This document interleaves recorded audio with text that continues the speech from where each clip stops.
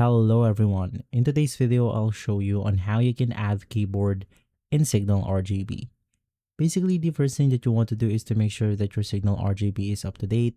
And from there, you want to make sure to also connect your device via Bluetooth or a wired connection directly to your computer's USB ports.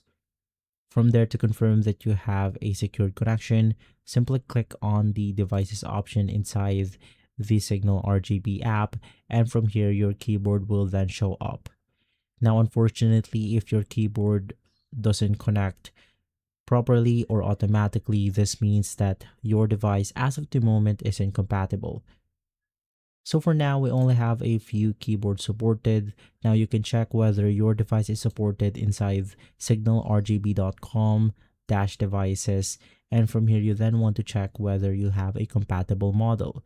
So for example, let's say that we are using the Corsair K57, which is fully compatible with SignalRGB and will have no problem connected with the application.